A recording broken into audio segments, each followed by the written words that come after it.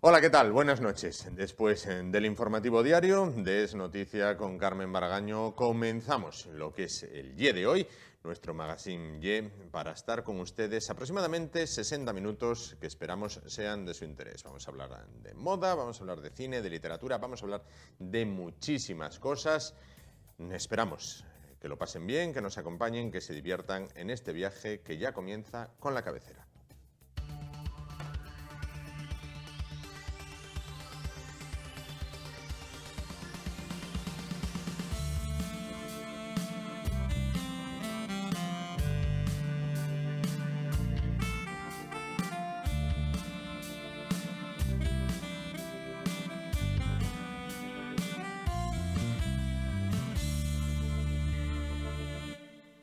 Bueno, pues vamos a ir ya finalizando el programa de esta noche. Aquellos que nos siguen habitualmente y que son legión, bueno, pues saben que nos apasiona la historia, nos gusta muchísimo.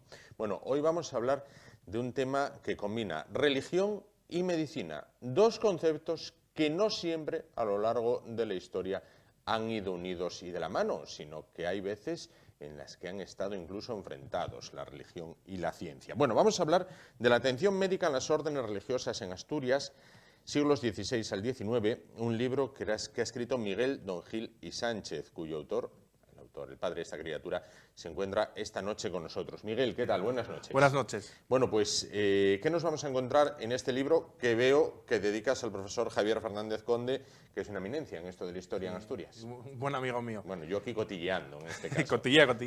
Bueno, saludos al profesor Conde. Bueno, se los daré.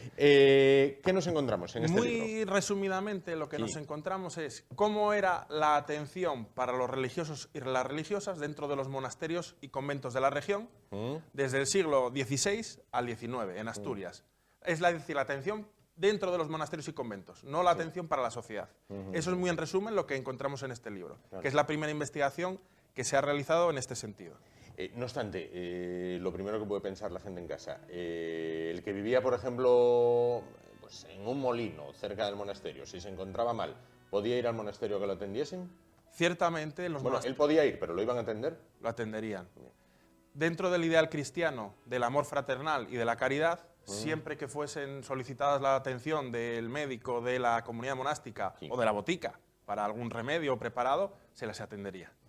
¿El médico que atendía era fraile o era un médico contratado solo para frailes y monjas? Podía ser médico fraile o monje. En época medieval lo he visto para otras regiones. Lo que yo he comprobado para Asturias es que, sobre todo la documentación es a partir del siglo XVII cuando se conserva, que son ya médicos laicos, ya en la época en que los médicos son laicos, preparados en la universidad, y que son contratados sus servicios, médicos, cirujanos, etcétera, para atender a la comunidad. Claro. Es profeso, claro, pero son laicos. Bueno, ¿por qué decides abordar este tema? Pues decidí abordarlo porque, bueno, yo en primer lugar soy especialista en historia de la Iglesia, nada moderna, y concretamente órdenes religiosas. Sí. Hace un año, en el año 2017, se convocó por el Colegio Oficial de Médicos de Asturias un premio de investigación de historia de la medicina en Asturias. Y yo me dije, era la 4ª edición, bueno, voy a presentarme. Entonces, como yo soy especialista en órdenes religiosas, dije, voy a centrarme en esta cuestión y a ver hasta dónde me lleva. Hice este trabajo de investigación, que, como digo, es el primero que hay sobre la atención médica en las órdenes en Asturias, y tuve la suerte de resultar ganador. Claro. El trabajo gustó tanto que se decidió, que eso no se solía hacer hasta el momento, pues se decidió editarlo dentro del sello Antón Chejov del colegio, y se publicó. Hay que decir que por la importancia que tiene para conocer la historia de las órdenes religiosas en Asturias, en la cuestión médica, ha sido prologado por el arzobispo de Oviedo.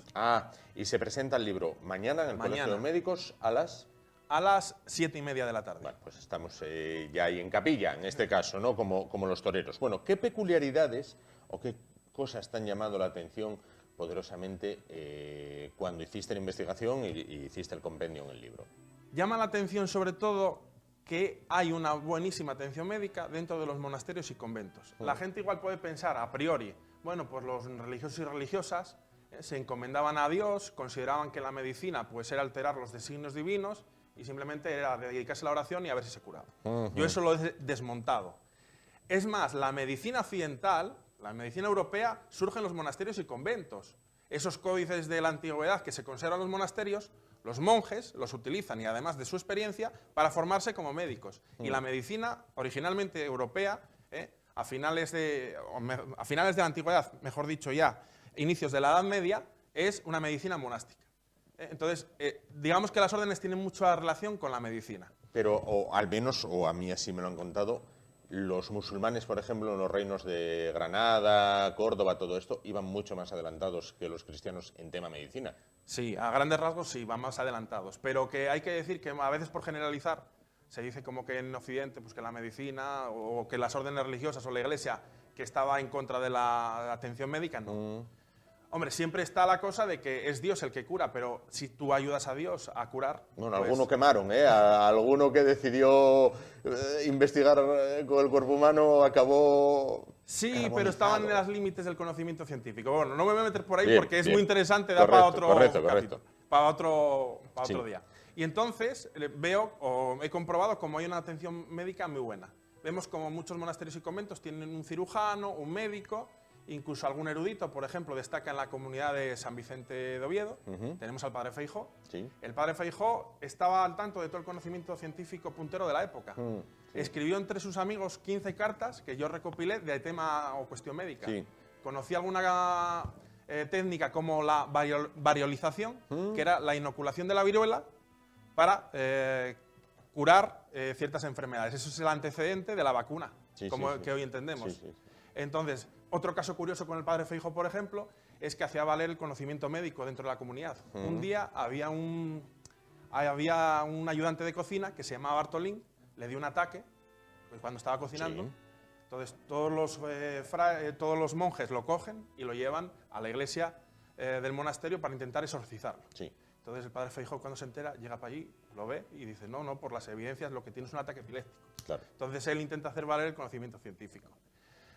Cosas de la atención médica que me han llamado la atención también, por ejemplo, en la comunidad de dominicas de Cangas de Narcea, que en aquella época era Cangas de Tineo, tienen contratados un total de 4 cirujanos y 2 médicos en el siglo XVIII, tienen una enfermería, tienen un manual de cómo se debe atender la enfermería que se hace en el siglo XIX, o también, por ejemplo, tienen un recetario médico de recetas de cómo se preparaban los medicamentos de la segunda mitad del siglo XVIII. Se ponían las cantidades, cómo se debía preparar y tenían, vamos a decir, el visto bueno o la sanción, la rúbrica de la priora de la comunidad para decir que eso estaba bien. O sea, había atención médica y farmacia, digamos así. Farmacia, boticas. Botica, en este caso. Bueno, atención cruzada. Me refiero a lo siguiente. ¿A los religiosos hombres les atendían solo hombres? ¿A las religiosas mujeres las atendían solo mujeres? ¿O podían hombres atender a hombres y mujeres indistintamente? Voy a resumirlo. Lo que es la cuestión de los enfermeros y enfermeras solían ser los propios religiosos o religiosas y eran siempre del mismo sexo y de la comunidad. Otra cosa es los médicos. Los médicos siempre van a ser hombres. Lo que pasa es que para la atención de las mujeres, de las religiosas, hay una serie de prescripciones. Por ejemplo, que accedan solo a la enfermería, porque entran en la clausura, pero que solo accedan a la enfermería, no puedan ir al dormitorio, que en todo momento estén acompañadas de una religiosa o de la priora, como una forma, o abadesa, como una forma de velar para que, bueno, no pasase nada. ¿No? Pero la atención, como digo, sería cruzada, entonces. ¿Consta que se llegan a atender partos en los monasterios? A mí no me consta para el caso asturiano, lo cual no es obvice para que no se hubiese dado, pero yo no lo puedo decir aquí porque no lo he encontrado. ¿Cuántos monasterios más o menos había repartidos por Asturias y, vamos, con un número considerable de...? Voy a resumirlo. Hacia finales de la Edad Moderna, siglo XVIII, el punto máximo, llegó a haber aquí, en torno, hablo de memoria, 27, 28 monasterios y conventos. Pero hay que decir que la población religiosa en Asturias siempre fue pequeña. Estamos hablando de que nunca llegó a sobrepasar el 1% de la población, que es una cifra ínfima. Cuando se hablaba de que los religiosos, que eran unas manos muertas, que suponen un atraso para la sociedad, bueno, en Andalucía eran el 30-40%. Pero es que en Asturias no llegaba al 1%. O sea, estamos hablando de unas cifras ínfimas. Claro. Bueno, veo que desglosas por distintas órdenes, bueno, pues los benedictinos, la orden del Císter, la de San Francisco. Sí. ¿Hay alguna que destaque por encima de otra que digas, oye, pues estos tenían una atención médica más avanzada que las demás? La que más destaca es la orden de los dominicos con la comunidad que comenté muy resumidamente de las dominicas de Cangas de Narcea. Es la que tiene más atención médica, todos los aspectos. Muchos médicos, manual de enfermería, manual o recetario para hacer medicinas, enfermería, es muy completa. Es completo. Del siglo XVII y XVIII. Destaca sobremanera, cosa que me llamó la atención, porque uno podría presuponer pues, otras comunidades, ¿no? Los benedictinos, San Pelayo, otros. Pero yo, la verdad, San Pelayo, o mejor dicho, la rama masculina, que sería San Vicente. Pero yo he visto que ese es el caso que más evidencias hay. Claro que se conserven. Claro. Yo hablo de la documentación que ha llegado hasta nosotros. Citabas antes trabajos del padre Feijóo relacionados con la viruela. ¿Alguno más llega a ahondar en el tema de la investigación o era simplemente atención? A ver, como erudito que se interese por conocimiento médico, que yo tenga referencia dentro del mundo religioso, es el padre Feijóo, para el caso asturiano. Claro, claro. Cuando, hasta hace relativamente poco, en muchos hospitales era muy común que las monjas fueran, que las enfermeras fuesen monjas, sí. Hasta hace muy poquito. Todavía hay hospitales que están atendidos, bueno, pues, por personal religioso. Pero ¿cuándo empieza a decaer lo que es la atención? Sé que no es el objeto del libro, pero vamos, la atención médica por parte de las órdenes religiosas. Empieza a decaer, ya se sale de la cota cronológica mía, pero bueno, en el 20. Porque al finales del 20 van a llegar a muchas órdenes religiosas, por ejemplo, Hijas de la Caridad, que uno de sus ramas o destinos es la educación, pero también tiene mucha importancia, por ejemplo, en la atención médica.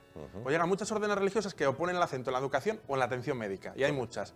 Ya en el 20 hay un boom, la primera mitad del 20, bueno, está la atención médica, las enfermeras son muchas religiosas, sí. Monjas, y yo creo que es ya en la segunda mitad del 20 cuando empieza a decaer. No obstante, hoy en día todavía podemos comprobar que hay algún centro que puede ser atendido por alguna orden religiosa. Claro. ¿Y cuándo finaliza lo que es la atención médica intramuros, digamos? Es decir, cuando pues el personal religioso, ya sea hombre o mujer, pasa a la seguridad social, vamos, pasa a ir al médico y al centro de salud.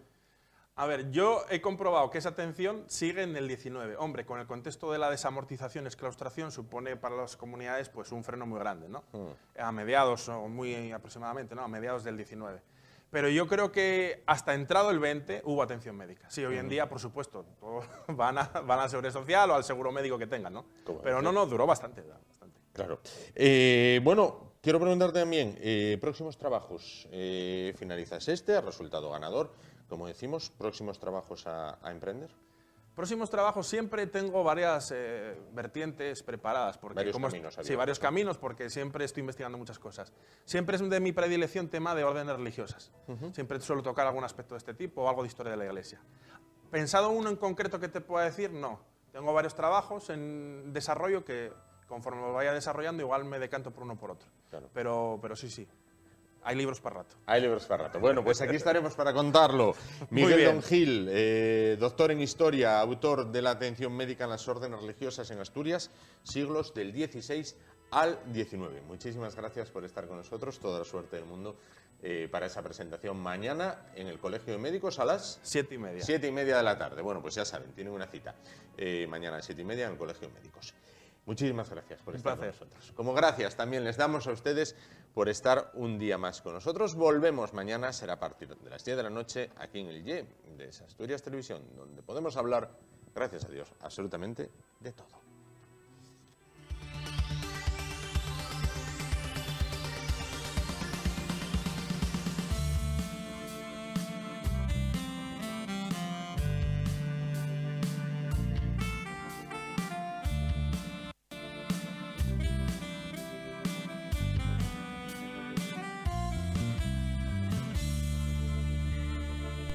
No os olvidéis de suscribiros a mi canal.